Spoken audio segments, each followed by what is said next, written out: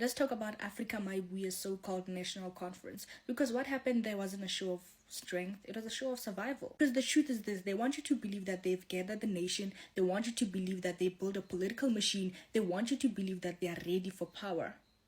And they're not. Because now when you pull back the branding and the slogans, you get something else entirely.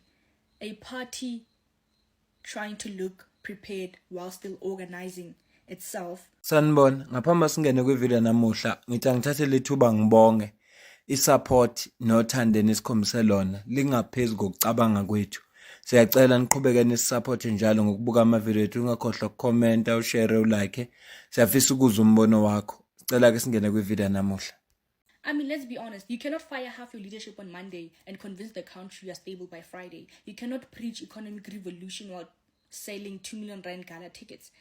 You cannot scream national representation while your structures exist on WhatsApp and wishful thinking.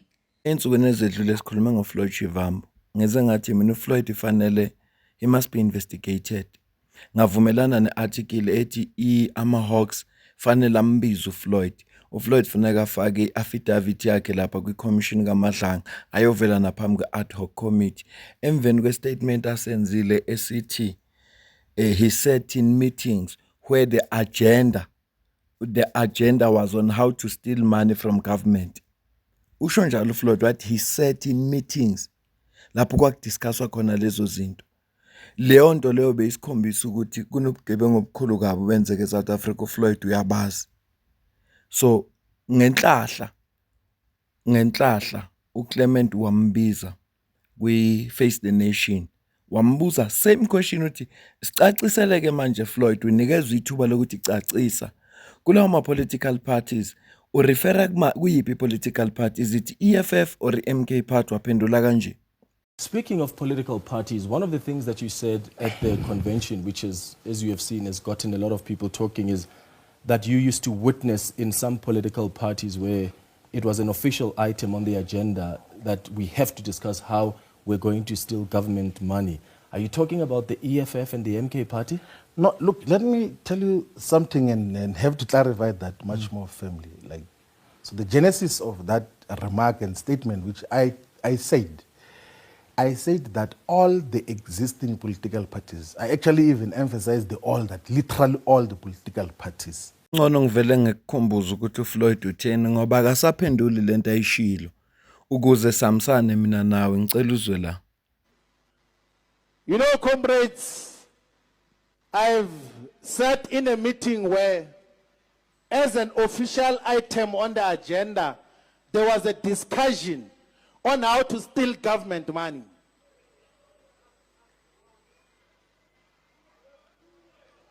And even figures were mentioned that you must steal this much, you must steal this much, you must steal this much. And I'm not saying fiction. I'm not telling you fiction. And the character of these supposed political parties, which are supposed to be alternatives, will never change. Yethemba umzwe kahle uFloyd. Uthi uFloyd he sat in meetings. Lapho the item on the agenda was how to steal government money.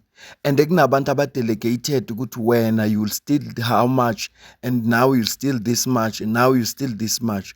uFloyd usho njalo. Kodwa mayisebuzwa usephendula kanje. What have you done in the processes where this matter was raised? Because you said I've sat in official meetings and this is what has been discussed. Did you expose it? Do you not feel the responsibility to raise it with the authorities? So do you know, in all my political life, whether it's in the ANC, whether in the EFF or MK, I've always argued for the detenderization of the state. So the discussion document, which was called the Clarion Call to Economic Freedom Fighters, which was the discussion document for the 23rd National Congress of the African National Congress, which I anchored in terms of perspective, had in the characterization of a developmental state the removal of tenders. Yeah. So when I was still in the ANC, I argued very strongly. And part of my spiritual detachment from the ANC was its insistence on tenders. Same in the founding principles of the Economic Freedom Fighters. if you look into the 7 cardinal pillars, there's a pillar that speaks to building state capacity with the aim of abolishing tenders. Even when there was participation in government, all the instructions that we gave was about abolishment of tenders. So I've always had a very consistent and clear view. Yeah. Even in MK, in the constitution of MK, which we played a role in shaping, there is the detenderization of the state. So in all the instances where we got to participate, we've always said that let us build a progressive developmental state that has got capacity to fulfill its own functions. So to clarify then, you didn't mean that there are political parties that have conspired to commit crime by trying to see how they can steal money from government? Because now you're telling us about the tender system. I said all political parties sit down to want to source money from the tendering system. That's conspiracy to commit fraud. That is something else. But you accept that is conspiracy to commit fraud. If in the EFF, that is something, when the that is, MK that is party, something they sit down and they discuss this is how much we have to steal from government. Even the ANC. Yeah, but do you accept that is conspiracy? Even in the DA. Do you accept it's conspiracy? It might be conspiracy to commit crime. Do you accept though that you also have a responsibility to report that so as a citizen? let me give you an example that Yabona umuntu mayibuzwa a straightforward question kufuneka aphendule bese nafuna ukuexplain obonke lo muntu kunento ayifihlayo ikakhulukazi kule ndaba kaFloyd. uFloyd uthe he sat in meetings. Manje sikasitshela ngama-tender, sasitshela ngama-political party. No, uthe when you sat in meetings. So does uFloyd mean to tell us ukuthi wonke lama-political parties attended the meetings wakhona where there was a line on an agenda ethi how to steal government money?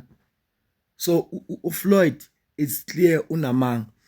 Emavikini adlule ngithe mangenza ivideo ngikubikela mayelana nodaba lama resignation ayinqwaba avele ku Africa Mayibuye. Ngathi kune line common kuwo wonke lama resignation ethi we wish Africa Mayibuye can be steered in the right direction. Ngase ngithi kuwe kungenzeka na ukuba currently Africa Mayibuye is not steered in the right direction. Ngibuze kanjalo kodwa ke mina ngesingami mina ezumusa uma ngilalela lenkulumo kaFloyd sengiyabona akufanelanga uthola umuntu onolemo olubaxambile okhuluma lokho kusasa usejikile usekhuluma lokho lokho nje kukodwa khombisa ukuthi uFloyd uyixoki ukhombisa ukuthi uFloyd uyixoki ukhuluma enye into ngapha kusasa usejikile usekhuluma enye umuntu onjalo awukwazi ukuthembela kuye. Even kokuba sibona ama resignation amaningi uFloyd mayikhuluma ukhulume kanje around wrongdoing and incompetence in Africa Mayibuye movement. So we confront incompetence directly and we do not gossip about it. So if leaders, even if they were there from day zero, if they do not do the work of the organization, we tell them, even alongside those that have joined in terms of review, that you are not doing what is expected of you. So the resignations, as the national chairs said, that you have seen of the officials is because of incompetent people who were unable to do organizational work, and we did a scientific measure and assessment of their contribution. It was not adding value to the organization. And the discussion was that we're going to a national convention. Do we go to the membership and say that these are leaders when we know that they are not capable of fulfilling the tasks that is expected of them?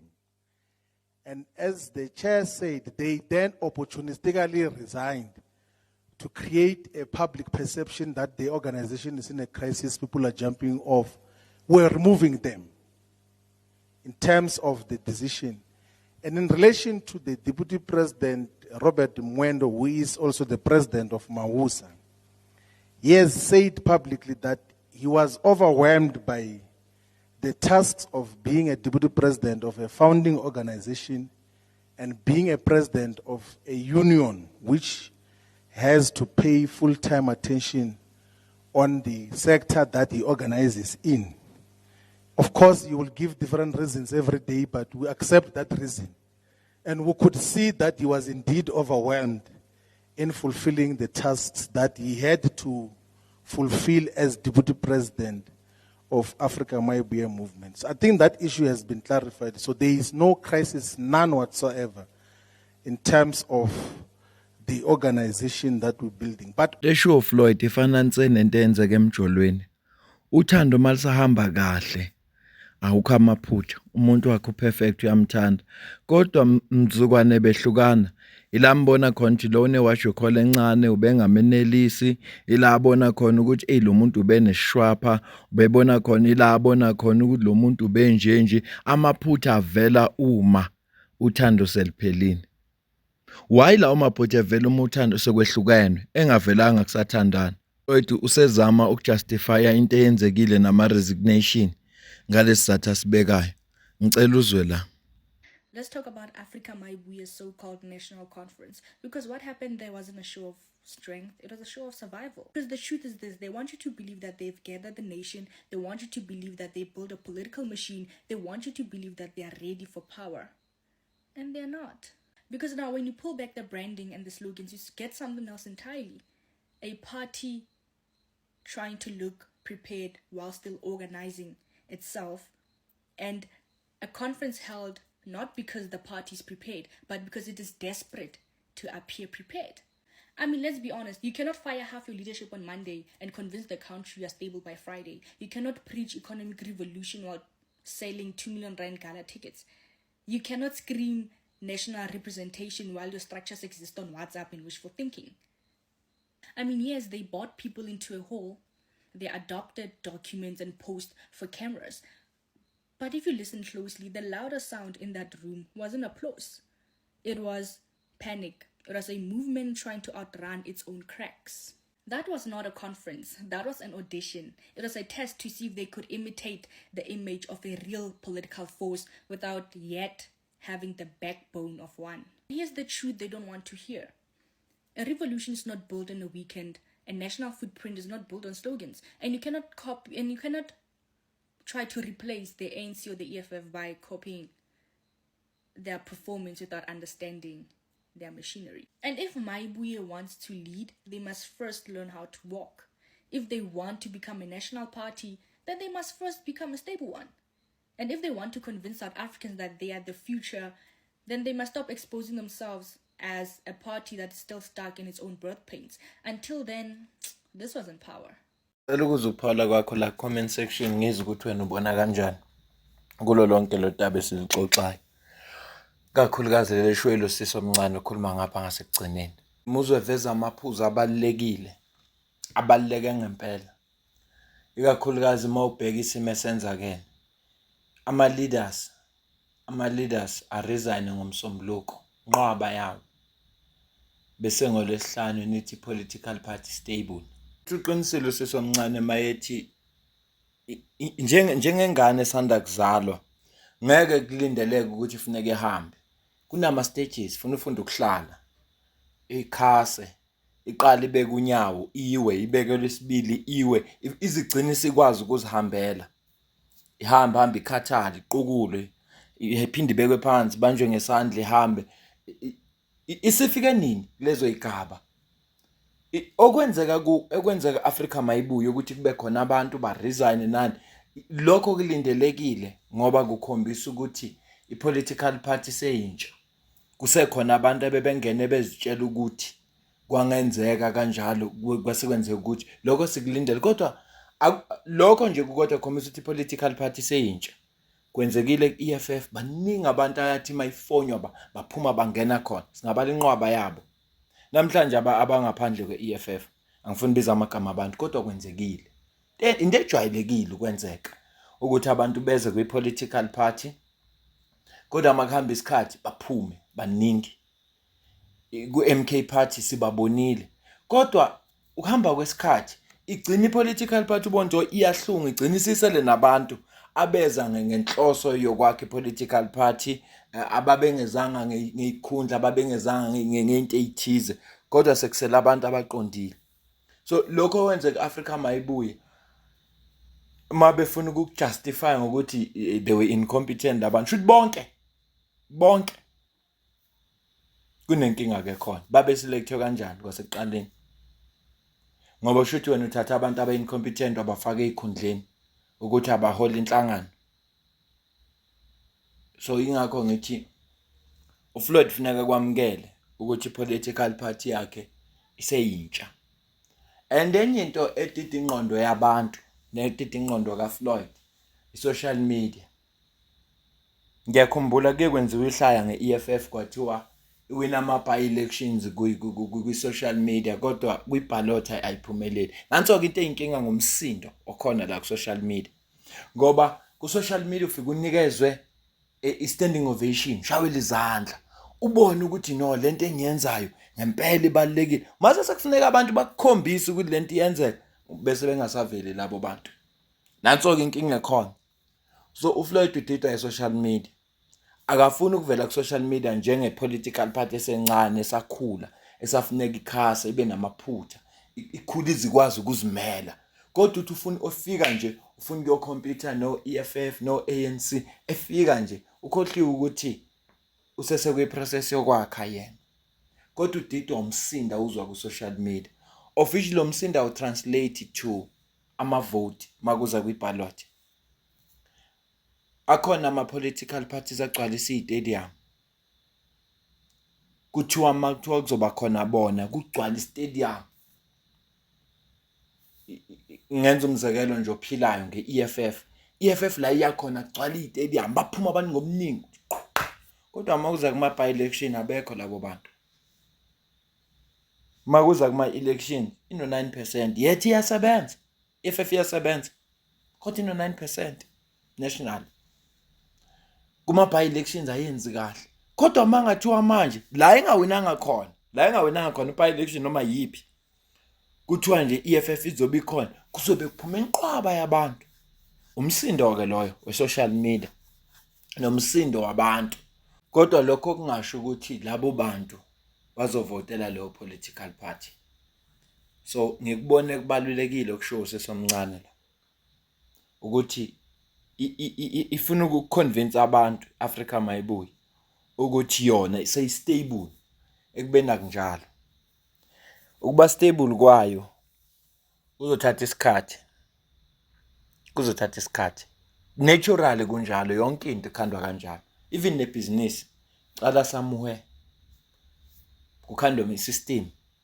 Igcina sikwazi uku-operate without i-owner ikhona yingoba kusuke kuqalwe phansi kwakhandwa i-system. Yathatha isikhathi ngoba it must be tried and tested. Ibe nama-errors, ibe namaphutha, kulungiswe wona kudlulekiwe phambili ngoba kusuke kuyisi-state sokuqala. Kodwa uFloyd makufuneka amukele ukuthi basesigabeni la khona they on the building phase. Kuyenzeka konke ama-political party njengoba kwakwenzeka ku-MK ukuthi abantu bafike ngobuningi bese bayehla nga-1 ngoba iy'nhloso zokuza kubantu ku-political party azifani. Kodwa kunalokho ufuna yena ukuconvince abantu ukuthi ba-stable and laba abantu labayana they were incompetent. Angingasho lutho. Ingakho ngithe ngicela ukuzwa uphalo kwakho la comment section. Sibambe le video mina nawe bese sidibana kwi-video elandelayo. Ngiyabonga kakhulu.